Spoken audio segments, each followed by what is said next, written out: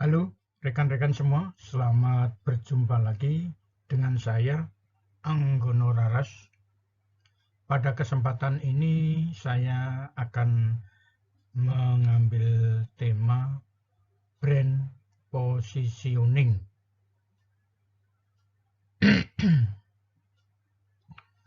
Merek adalah sebuah nama, istilah, tanda, simbol atau desain, ataupun kombinasi semuanya. Untuk mengidentifikasi produk atau jasa dari satu penjual atau grup penjual dan membedakan mereka dari pesaing.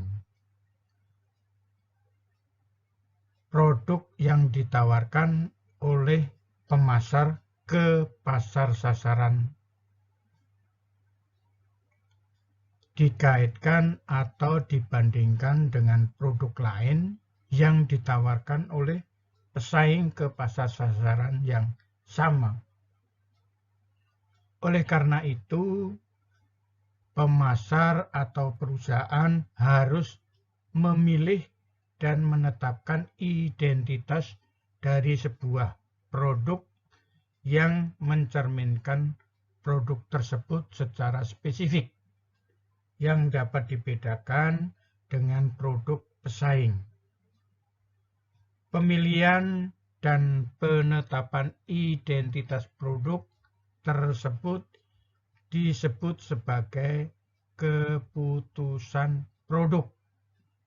Merek atau brand dalam istilah asingnya merupakan bagian dari keputusan pemasaran yang terkait dengan produk.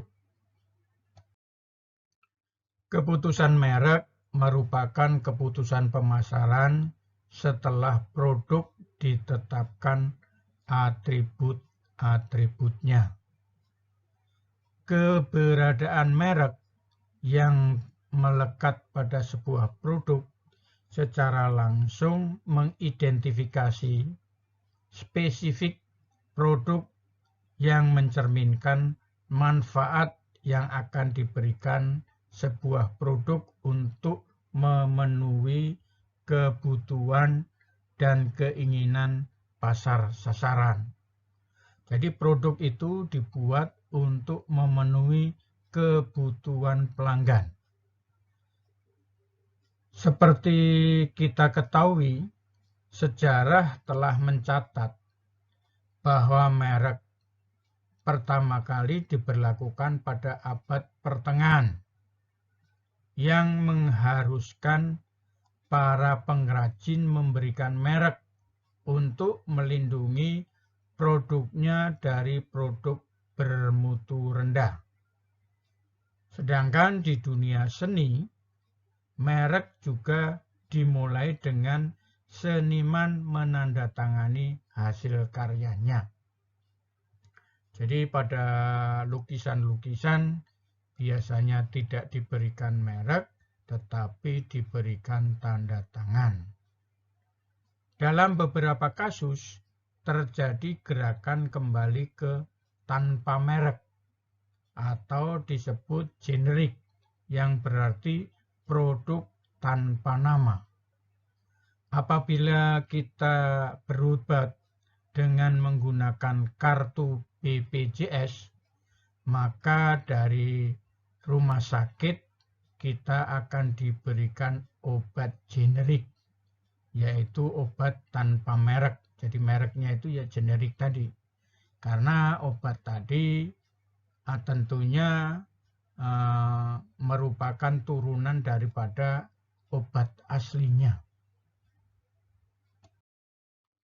Namun seiring dengan perubahan dinamis pada lingkungan pemasaran, maka merek mempunyai peranan penting untuk membedakan produk dengan komoditas lainnya, sehingga mampu memberikan input bagi konsumen sebelum mengambil keputusan pembelian. Berdasarkan hal tersebut, secara konseptual, merek bukan hanya sekedar identitas atau nama ataupun simbol. Mengapa demikian?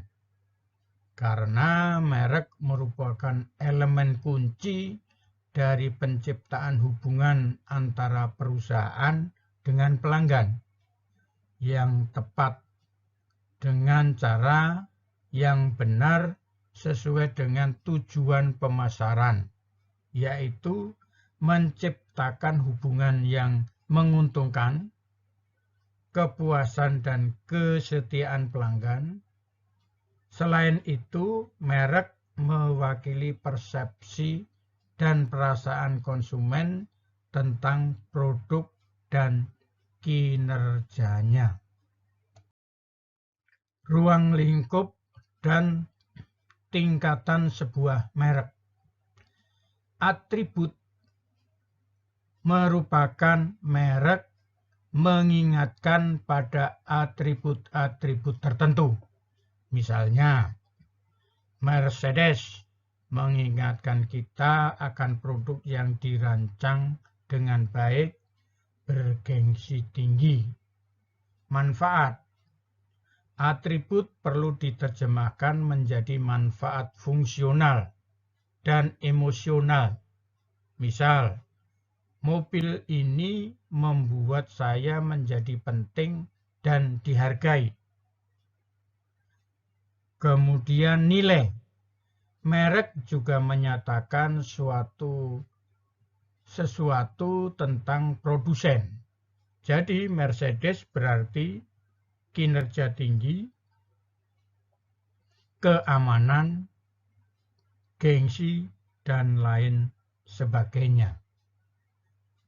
Budaya menunjukkan merek juga mewakili budaya tertentu. Misalnya, Mercedes mewakili budaya Jerman yang efisien, bermutu tinggi, dan terorganisasi. Kepribadian. Merek mencerminkan kepribadian tertentu. Misalnya, Mercedes mencerminkan kepribadian pemimpin yang masuk akal. Pemakai. Merek menunjukkan jenis konsumen yang membeli atau menggunakan produk tersebut. Peranan merek dalam kegiatan pemasaran. Mengapa pemasar memberikan merek pada produk mereka, walau hal itu membutuhkan biaya?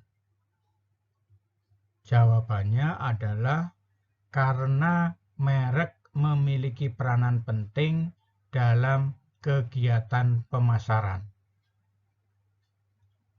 Selanjutnya, apa yang dimaksud kegiatan pemasaran bagi sebuah merek?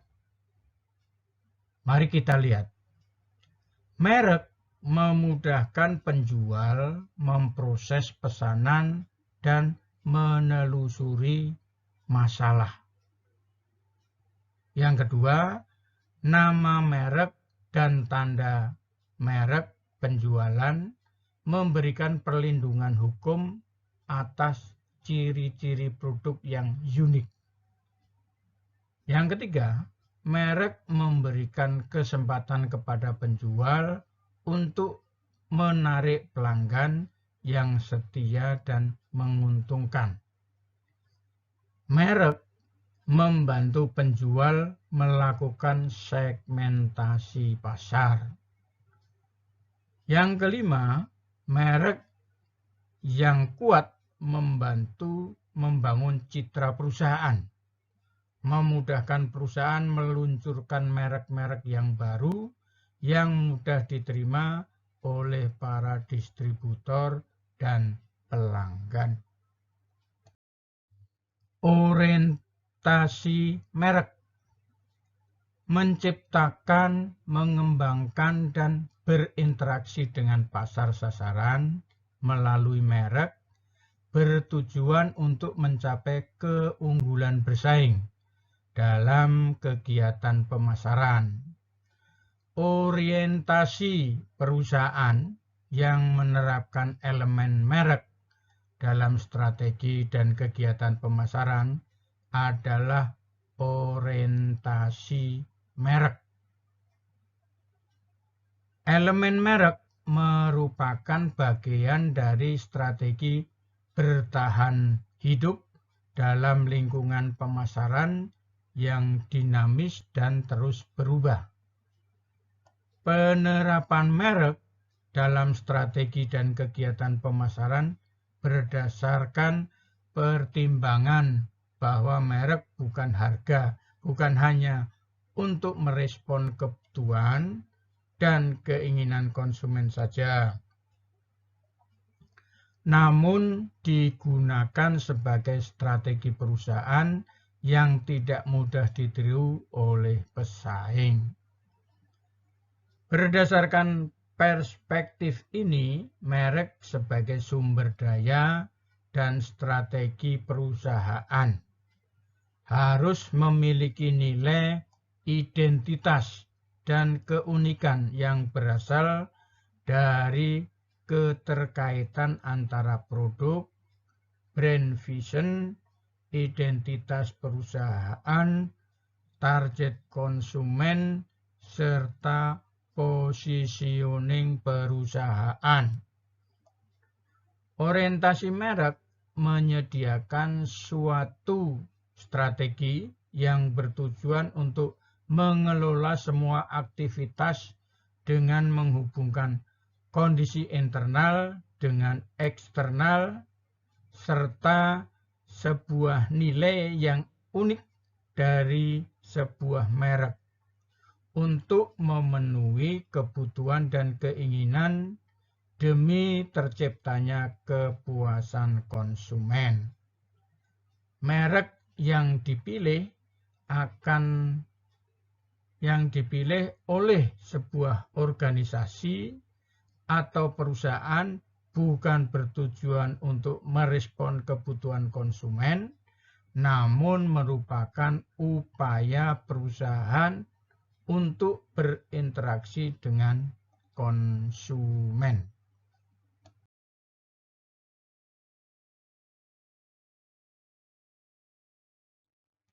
Dimensi orientasi merek tersebut adalah sebagai berikut. Yang pertama, brand as strategy and long-term planning merupakan gambaran yang utuh tentang pendekatan dalam melakukan semua aktivitas perusahaan dengan merek sebagai pedoman strategi dan perencanaan jangka panjang. Yang kedua, brand flow through all activities merupakan gambaran sebuah perusahaan dengan menggunakan merek sebagai nilai untuk pengembangan organisasi yang mampu menginspirasi semua elemen perusahaan dalam aktivitas pekerjaannya. Yang ketiga, brand as asset merupakan ukuran perusahaan untuk mencapai tujuan organisasi yang telah ditetapkan secara jelas melalui merek sebagai value yang memberikan kontribusi dalam menentukan keberhasilan perusahaan. Brand orientation.